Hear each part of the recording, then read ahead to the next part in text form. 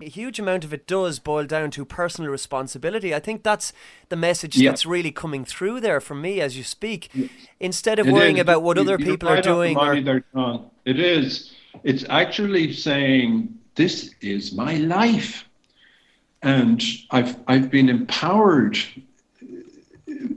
by this experience of being born. And a lot of it then goes, actually, believe it or not, to consciousness. This is what's so amazing, and actually is one of the obstacles in the way of fulfillment. That a lot of people are scared that they're going to end up sitting inside this building that they've made, and they're afraid to encounter themselves. Yeah, when you articulate it, you say, "Oh, that's ridiculous," but we're so used to giving over responsibility for our lives to other people yeah. that to take it ourselves, we're almost like it's like being handed a little baby. You're afraid you'll drop it. We don't want to stuff up, but it's very hard to stuff up, really, if you're listening to your senses and you're tuning in and you're connecting. Life doesn't send us down the wrong path. It's the brain that does that. If we really listen and tune in, we don't get led astray. I agree. I agree. And I think the real difficulty, in my own experience anyway, aside from some of the teething problems that one may have with regard to family or friends or that kind of thing, the real difficulty is the internal struggle or the wrestling with our worldview that is a conditioned worldview by and large. Yeah, yeah, yeah. It's the all exciting and fulfilling in terms of managing them. So we're really talking about the resurgence of the poetic, of the musical, of the feminine. Yeah, sure. No, I get you. Because when we start looking at this, so much of that world that we're referring to, the mechanistic world, is actually all male thought forms. Yeah, there's been It's a huge suppression of the sacred feminine since the Industrial Revolution. It's been obvious. exactly, yeah, the whole thing of the rationalization, the rise of logic, the Inquisition, the burning of women. All of that stuff preceded the Industrial Revolution, and it's a male thought form, and the rebalancing. Because if we look at nature, all of nature is composed of dynamic opposites. Everything has an opposite, and there's no static balance. It's all a dynamic balance. Everything is shifting and moving all the time. At one point, this side is in the ascent, and then the other side is.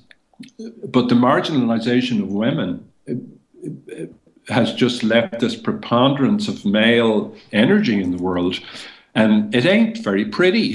That's for sure. So balancing everything up, you see, to make a place its simple shelter, we have to sensitize. And just the very word itself, we immediately think of the feminine. We have to become more sensitive to our own needs, sensitive to our life energy, sensitive to the planet, sensitive to each other. There's so many sensitivities demanded that really that's all we should be doing with our time. It's like, okay, let's just simplify everything. Curiously, the real challenge here is not how to grow vegetables or how to make a simple shelter. All pretty straightforward. Yeah, we need to get a bit of training. It's actually working stuff out between each other is really the challenge. The interpersonal conflict. So we see this all the time. Eco villages or eco groups, or it doesn't even have to have an eco appellation. People are squabbling left, right, and center, because yeah, the fossil fuels has also delivered us all this personal freedom. So why should I have to bother, changing how I think or how I express myself to suit some other person?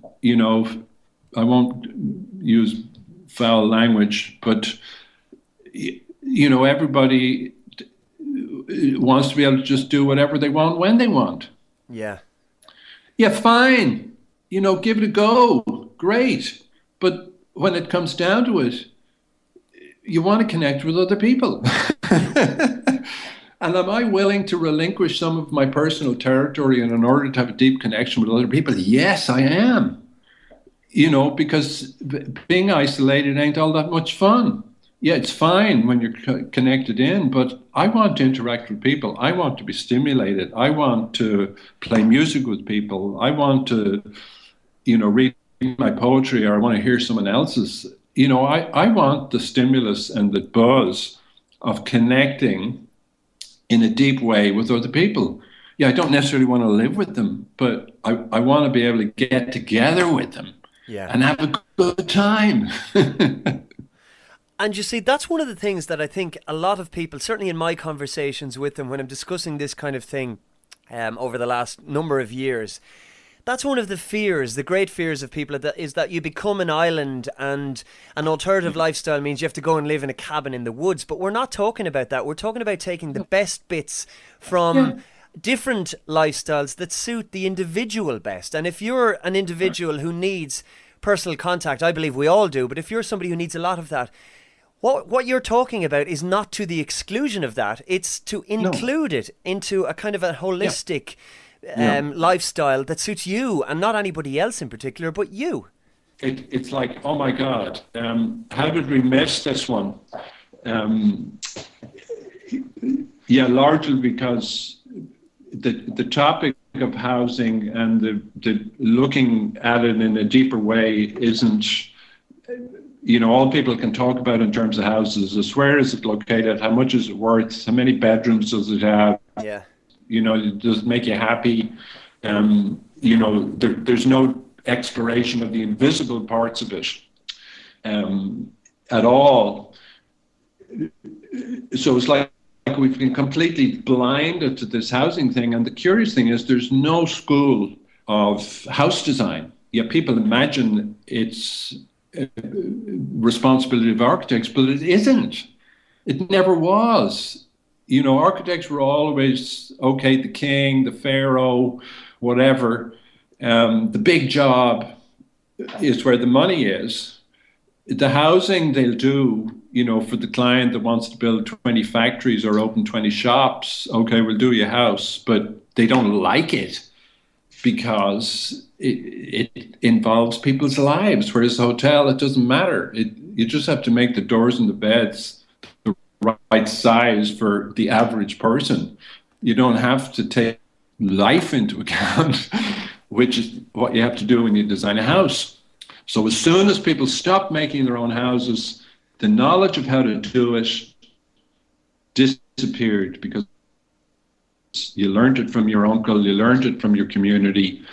As soon as people stopped doing it, knowledge disappeared. Yes, we have remnants of it in our genes. So by doing it, we can realize within 5 minutes, oh my God, how did I know that? We have remnants of it because it's a survival skill.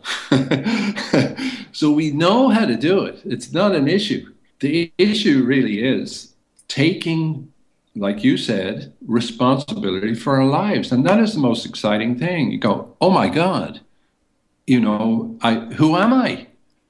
What an interesting question. The most interesting question, I think, because most of us have no idea.